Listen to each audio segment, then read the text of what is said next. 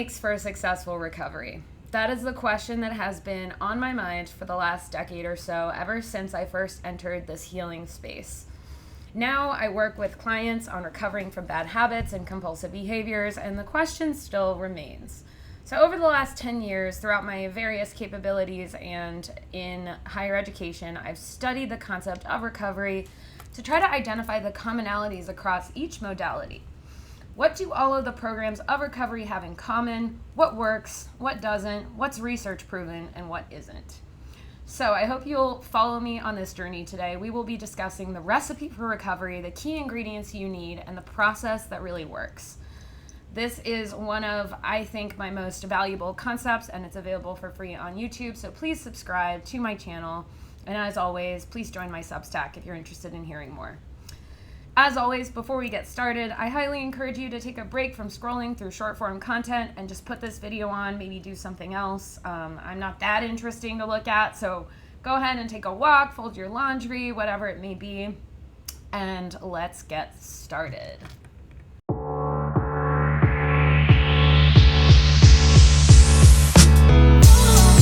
There are many roads to recovery. You've probably heard this before, it's a common refrain, and yet the culture of recovery, particularly in the West, seems to hinge around one or two dominant organizations that dictate the parameters of healing and how we're supposed to do it.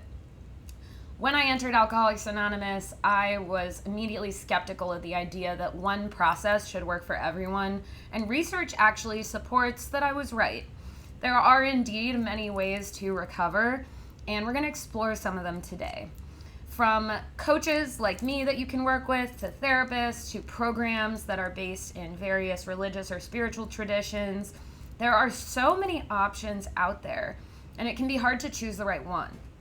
Thankfully, most of these options work for most people. However, most people typically need a combination of different modalities in order to heal in a way that aligns with their personal values and gets them the results that they want. So this guide is also a blog post. It's available on my Substack as well. And I'm going to basically detail all of the elements that are necessary for recovery and the process that generally works for most people. I'll be sharing my trademarked coaching program with you today so that you can start to implement some of these steps on your own. This video is also chock full of actionable resources and ways that you can immediately sit down and get started. So it'll be very useful for people looking for answers right away. So with that, we are going to get started. I do have to say before we begin that I recently pierced my tongue, and so I might trip over my words a little bit, but hopefully you think it's endearing, and that works for me. Let's get started.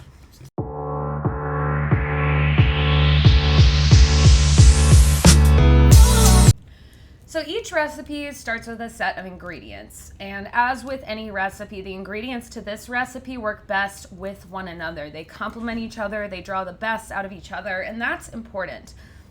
The ingredients on this list are pretty much non-negotiable. They are common to every single program that I have studied, and they're research-backed. So for every single one, I have a corresponding research paper that I'm more than happy to share with you if you want to let me know in the comments below. The first ingredient is probably the most obvious and yet the hardest for most of us to achieve, and that is just meeting the basics. So what are the basics? The basics are all the things you think of when you think of having good day-to-day health. We're talking about eating well, drinking enough water, getting exercise, and going outside. There are a couple more, but those are the ones that I really encourage you to think about. So eating well, addiction ravages the body. This we know. And so it's crucial that you do your best to provide the nutrients that you might be missing out on. One of those nutrients is B12, just to give you an example, and B12 is responsible for energy. But there are a ton of other nutrients like potassium and magnesium that your body can deplete as a result of prolonged use of drugs or alcohol, and even as a result of behavioral addictions. So eating whole foods, plenty of fruits and vegetables, and taking supplements is always a good idea. I like AG1, but I also use a cheaper alternative to AG1, and I can link both of those in my Amazon storefront in the comments so that you can check them out if you need to. The second thing I would recommend is sleeping enough. And this is a hard one for most people, and addiction also tends to disrupt sleep patterns. But if you're not sleeping enough, you are not going to heal. Sleep is essentially, the function of sleep is to heal and consolidate memories and repair your muscles, all of the things that you need to do to recover. If you're not sleeping well, I recommend, powering down an hour before you plan to go to sleep, creating a cool, dark environment, and potentially taking supplements or teas. I like an organic mood-boosting Tulsi sleep tea. I will link that also in the storefront in the comments. But you can pretty much use sleepy time or anything like that. Drinking water. I'm bad at it. I don't drink enough water, and that's okay. The point of all these steps is not to approximate perfection, but just get as close as you can to something that's better than what you're doing now. Going outside is crucial. So going outside, it's been research proven to boost happiness, focus, and all types of other things. And it's very important that you make your way outside every once in a while. That's why I recommend putting this video on and going for a walk. But alternatively, you can literally just step outside for a couple minutes, take your shoes off, take a deep breath, and just be present. And last but not least, talking to somebody. Support is essential to recovery. We'll talk more about that later on, but you need somebody who's been through the process, who can talk to you about it and help you learn what you need to know in order to best thrive throughout this process. So whether that is a coach, a therapist, a friend, whatever it may be, you can book a free consultation with me if that's something that you're after. But alternatively, show up to free meetups or groups or find a forum online, just so long as you have a system of support and accountability. With that, let's talk about the next ingredient. The next ingredient is self-compassion. Now, self-compassion is a much misunderstood topic. I think, we live in a culture that encourages compulsive humility. We are supposed to be modest all the time. And if you're a woman, that particularly affects you. And the problem with a lot of prevalent programs like rehabs or 12 steps is that they often advocate for a kind of a harsh disciplinary approach to recovery. And, it was a different time, as they say, but we know today that that doesn't work. Coming from a place of self-judgment does not work to keep you sober or recovering. In The Power of Habit, which I've also linked below, Charles Duhigg talks about how self-blame drives you more deeply into addictive behaviors because it makes you crave that comfort that you know only too well. And it's a self-perpetuating cycle. So as you indulge in the behavior or the substance, you start to feel worse about yourself, so you turn to it again to feel better, and so on. That's why it's really important to develop a self-love or self-compassion practice. I recommend meditation. Metta, M-E-T-T-A, meditation is a really good jumping off point. Alternatively, you can check out podcasts or books on the subject. Personally, I recommend Kristen Neff's Self-Compassion, The Proven Power of Being True to Yourself, I think is what it's called, or kind to yourself. But I've linked that below as well. I'm currently reading it for a second time. It changed my life, so highly recommend. The next ingredient on our list is the will to change, or the will to have the will to change. And I think that it may seem obvious, but you have to want to change. And when I say that, I mean, above all else, you have to prioritize changing. When we commit to recovery, we are making a threefold promise, okay? We are committing to, number one, admitting that we have a problem, our current methods aren't working. Number two, we're changing for ourselves and nobody else. While you can envision how your recovery will help others, you are discouraged from doing it specifically because someone else has asked you to or set an ultimatum. That never works. And last but not least, what I mentioned at first is putting your recovery above everything else. This is the last, important bastion of self-compassion and self-love, but I think a lot of people struggle there. And here's why. So my personal experience with this was particularly challenging. When I quit alcohol first, then nicotine, I was convinced that my writing and my coaching would deteriorate, my teaching at the time, because I quit drinking before I was still a teacher. And I was concerned that I would be less effective at my job and my writing and my day-to-day life. And I was right. For a 2 or 3 week period, things were really hard, and then they got better than ever. So my point is that you have to be willing to sacrifice all of the things in your life for your recovery. But keep in mind that that probably will not happen. It probably won't be a requirement for your recovery. So it's about balancing kind of that nuance and understanding that if there is a change, it's very likely to be temporary. So let's talk about the next. This one's a bit controversial, but I think it's really important. And this is the idea of harm reduction. And harm reduction is known as a methodology of minimizing harm, particularly for people who aren't ready to stop the substance or the behavior. It is controversial because many programs espouse abstinence. The thing is that not everyone who wants to quit a behavior is an addict or an alcoholic by the strict definition of the term. And so some people can achieve moderation. There's research to support that, and others can't. I personally always recommend a month-long period of abstinence before you try moderation, but if you can't do that, harm reduction is what matters. So minimizing harm in any way you can, setting boundaries around your use, setting accountability mechanisms, those things are all crucial. And the next component of that is celebrating your wins. So when you do reduce harm, even if you're just sleeping an extra hour, taking a slightly smaller dose, you are reducing the harm inflicted upon your brain and your body. Celebrate that, please. Because recovery is all about positive momentum. That's where the idea of counting days comes from, which I personally gets in the way of my recovery. I don't do that. But for a lot of people, it really helps. Regardless, in any capacity that you can, you should be building momentum around your wins and celebrating them appropriately. Consider telling somebody, gifting yourself something, rewarding yourself in some way. It's truly the most important thing. The next ingredient on our list is mindfulness. So mindfulness is essential because addiction is a maladaptive learning mechanism, okay? It is implicit learning, like riding a bike. And because it's reflexive, we don't consciously think about it when we're doing it.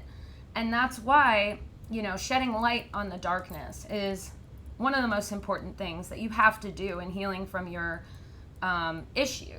You have to acknowledge that the issue is there. You have to cast light upon it. You have to notice when you're craving, when you are anticipating that reward, when you're feeling guilty. And to do that, you need a mindfulness practice. I recommend most people start with 5 to 10 minutes of meditation or Reiki or tapping every day, but you can try countless other mindfulness practices. You can do the dishes mindfully. Whatever it may be, remember that your mindfulness practice is just a way in to adopting that same mentality in your entire life. So when you sit down to meditate, it's not about the meditation itself. It's about building that muscle so you can use it on a day-to-day basis. And with that, we're going to talk about joy because it's a corollary of mindfulness. Without joy, your recovery is not worth it. Why would you live for a life that isn't worth living, right? So you want to build a life that's worth living, even while you're still in addiction or trying to come out of it. That means spending time with people you love, doing things you enjoy, trying new things, participating in events, being sociable. And even if being social is exhausting to you, it is a necessary part of human life, and it helps us, ground ourselves and experience more security. So it's important. Keep in mind that joy is both a product and a necessity of recovery. So it's something you have to build now, but it's also something you'll get more of as you get better. And that is really crucial to keep in mind. And with that, we're going to talk about the last 3 ingredients, and these are in some ways the most important. Okay, these are the things that a coaching program can provide you, but you can also get them in programs like AA. And let's talk about those right. So the first of these 3 core ingredients is honesty and accountability. Now that concept is much misunderstood, but we're going to talk about it a little bit at length. The researcher Anna Lemke, who wrote Dopamine Nation, argues unequivocally that honesty is the most important component of a lasting recovery, and there are a couple reasons for that. Addiction thrives in secrecy, okay? It depends upon you to hide it. The food addict eats alone. The gambler hides his habit in credit card bills. The sex addict conceals his whereabouts. Everybody does their little habits in secrecy. And so shedding a light on your behavior is one of the best ways to dispel it. You can keep a journal and write your thoughts, or you can share them with somebody else. Ultimately, that accountability piece, somebody to kick your butt when you are lagging, is really important. And it doesn't really matter where you get it, as long as it's someone who really understands your issue and can meet you with compassion. The other reason accountability is so important is because it develops vulnerability in relationships. It's funny, it's a paradox, really. We think that by sharing of ourselves will drive people away, and usually it's quite the opposite. Vulnerability actually enhances and deepens relationships. So using that to your advantage is crucial on the road to recovery, because you may have heard the phrase, the opposite of addiction is connection. That comes from Johann Hari's Chasing the Scream. And it's just such an important concept because it's true. And that leads us into the next ingredient, which is support. So accountability and support, they can come from the same place, but sometimes they don't. The most important thing about support is that it's more than just a kind ear. It's somebody who knows what to do next. Somebody who can help you manage your way through the steps, through the journey, whatever kind of system that you're using to recover. And again, it's crucial that this is someone who understands what you're going through, preferably someone who's been through it themselves. The writers of the big book got one thing really right, which is that only an addict can help another addict. And that is really true. Now, the last thing I want to talk about is the system. The system is just the right steps in the right order. And that's your recipe, and that's what we'll talk about next. But establishing a coherent, linear system of steps is crucial, because essentially when you're recovering, you are very low energy and you are having to stay mindful and vigilant all the time.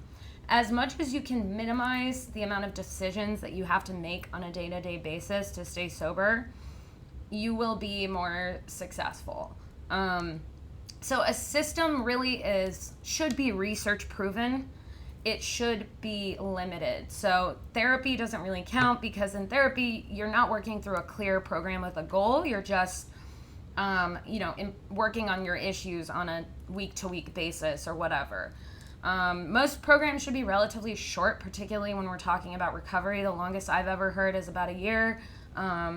But I typically work with clients on a 6 to 12 week basis, and that's what I would recommend. But as always, to thine own self be true.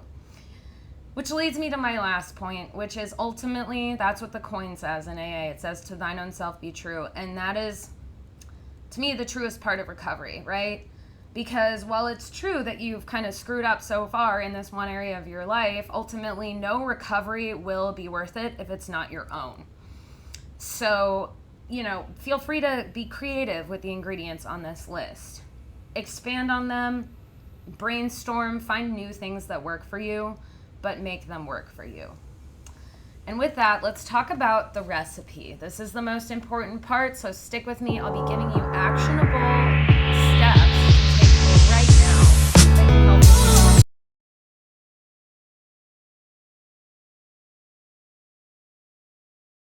Once you've assembled your ingredients, it's time to get started.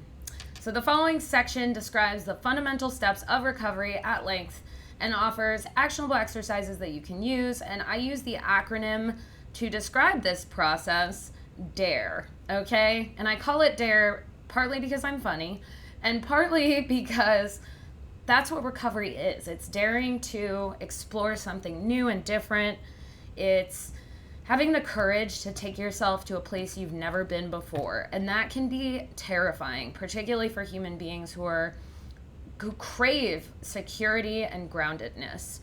You have to remember that after a certain point, if you follow this process, your new behavior will become just who you are. It'll become your new normal. It'll become your new comfort zone.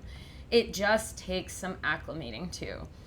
The recovery process is complex and it certainly is not linear. So keep in mind that you might bounce through these steps. You might go from 2 steps forward, 1 step back. You might have to do them over and over again, or you might not. It entirely depends on the type of recovery that you are cultivating. Just keep in mind as you move your way through this process that you need to exercise self-compassion. It's crucial that you not beat yourself up over, quote, failing to accomplish certain things or just not meeting the parameters in the way that you want to. Like learning any new skill, it's going to be messy and it's going to be a little painful, but ultimately the freedom and joy that you'll get as a result is unbeatable. So let's talk about the first step of this process. We'll begin with the process of discovery. So D is for discovery, and to start, you must dare to discover. You have to be willing to explore every facet of your habit and how it's impacted your life. What does that mean?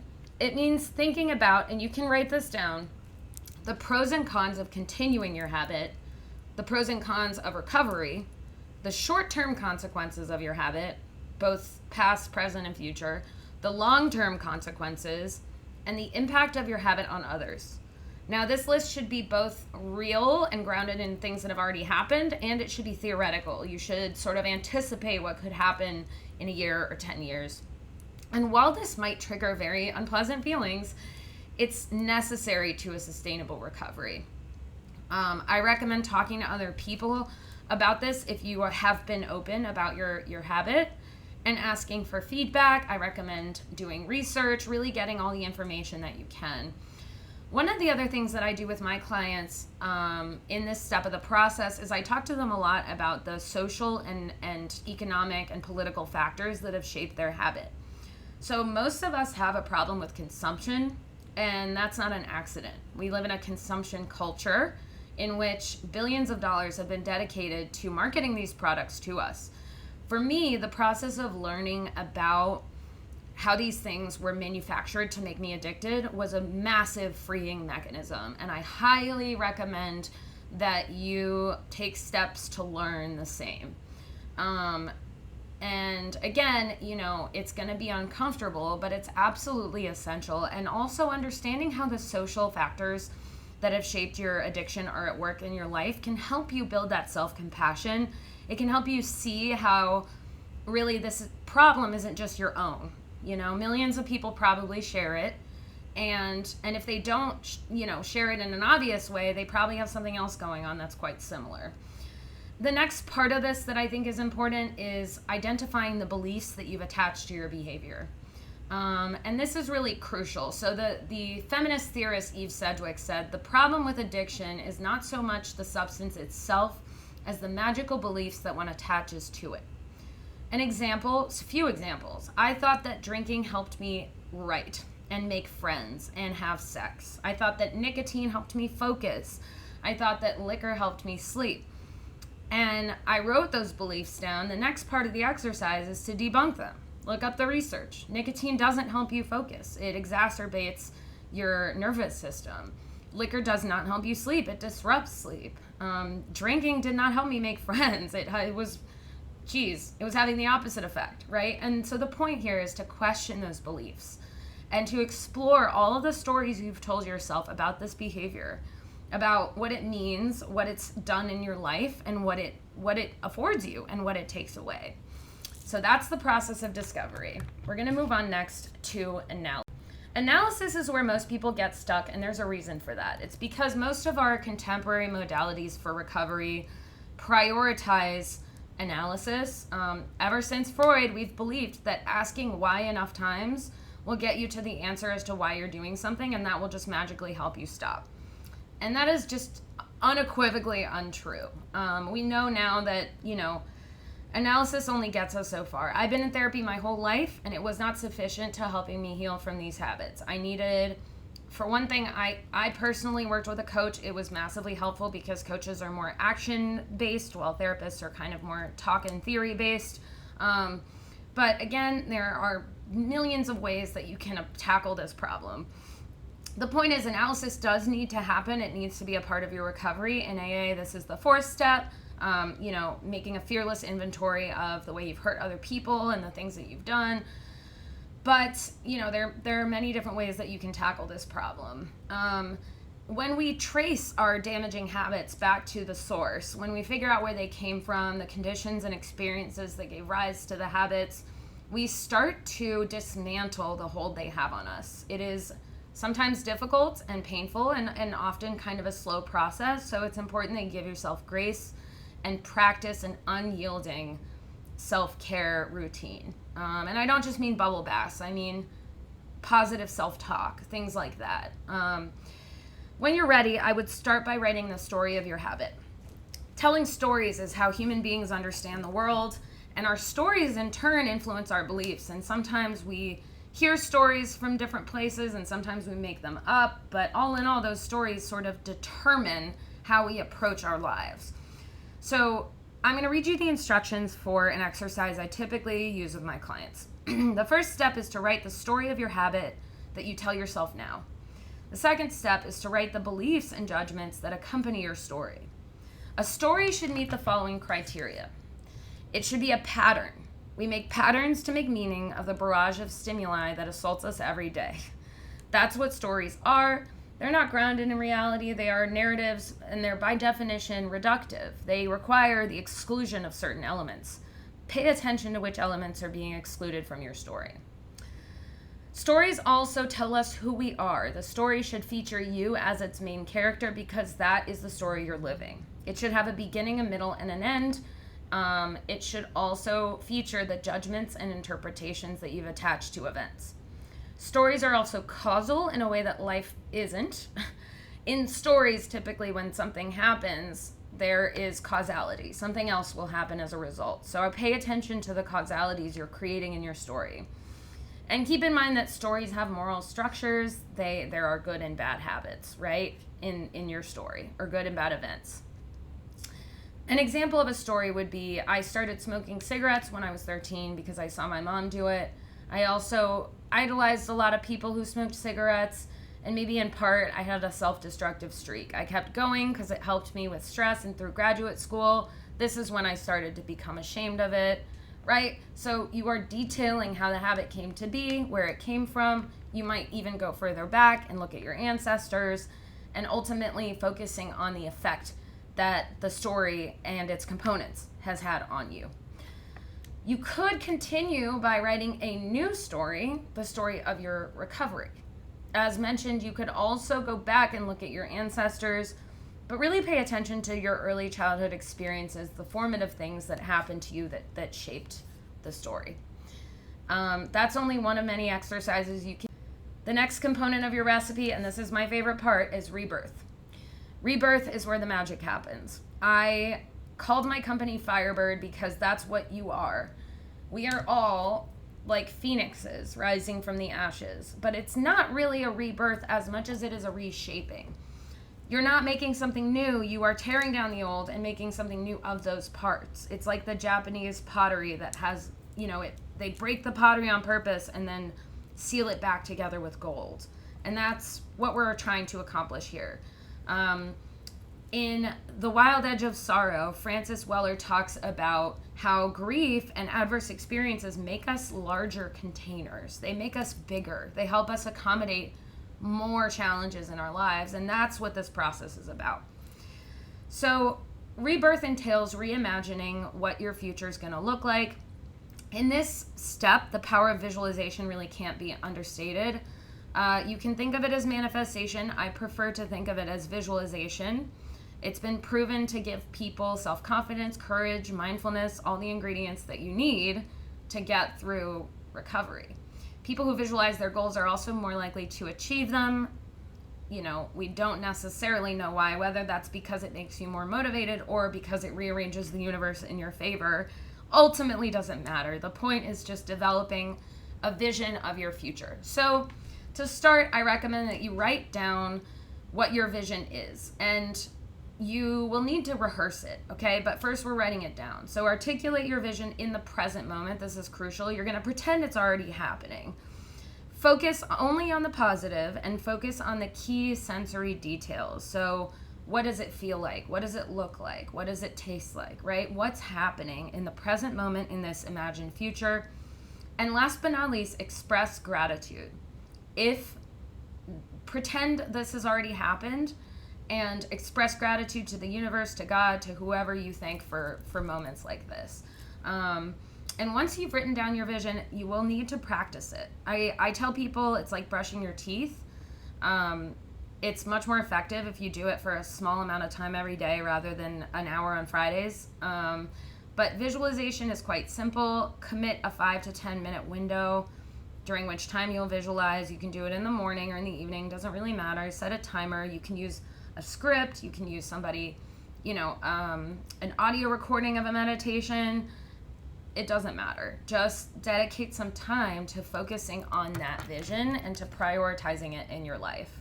There are many books on visualization. A decent one is Breaking the Habit of Being Yourself by Joe Dispenza. I will say approach that book with caution. There are some kind of pseudoscientific claims in it, but all in all, it's got a pretty good process for visualization. Last but not least, we have our E for exercise. The fourth step of the recovery process is exercise, and it's exactly what it sounds like. It's important to remember that recovery is a practice. It is not a destination. It's a place we go when we're attuned to ourselves and aligned with the universe. And just as quickly as we enter it, we can also leave. So every program of recovery stresses the importance of building a continuous practice of spiritual and psychological growth. Whether that is meditating, visualizing, keeping a journal, saying affirmations, going to meetings, any kind of meeting, using a workbook, reading books, practicing Reiki, tapping, it doesn't matter. But you want a practice that will deepen your self-awareness, your self-knowledge, and your connection to something greater. I recommend if you're looking for workbooks, I really enjoyed 8 Keys to Recovering from an Eating Disorder. It was crucial in helping me. Buddhism and the 12 Steps is really good. I also love Sam Harris's book, Waking Up, which is about cultivating spirituality in atheism. And I'll link all those books down below in the Amazon storefront. And keep in mind, by the way, I'm not getting paid to market any of these things. I just am, because they helped me. So remember that what it's about ultimately, and this is what it says in the big book, is enlarging your spiritual life. Regardless of how you choose to do it, you need to consistently expand your experience. Be sure to listen to podcasts, read books, talk to people who share this experience with you. It's one of the surefire ways to accomplish that. So once you've completed the system, your life isn't perfect. I hate to break it to you, but it's true. And you might even slip up, you might relapse, you might move backwards, you might do something you regret. But ultimately, it's not a matter of if, it's a matter of when, and that is okay. The beautiful thing about recovery is that it creates a structure for us to repeat it time and time again. You may find that you have another addictive behavior, and that's, again, fine, because now you have a process for dealing with it. So, on that note, I hope that this gives you some courage. I hope it gives you some hope, and I hope that you feel less alone, because I've been there, and millions of other people have too. As always, if you need any help with any of this or you want to just chat, please feel free to reach out to me. I'm going to put my link below. And definitely leave your comments, leave your suggestions, because I really want to hear about what helped you recover the most if you have experience in that area, and even if you don't. So, much love, guys. We'll talk again next week. Bye.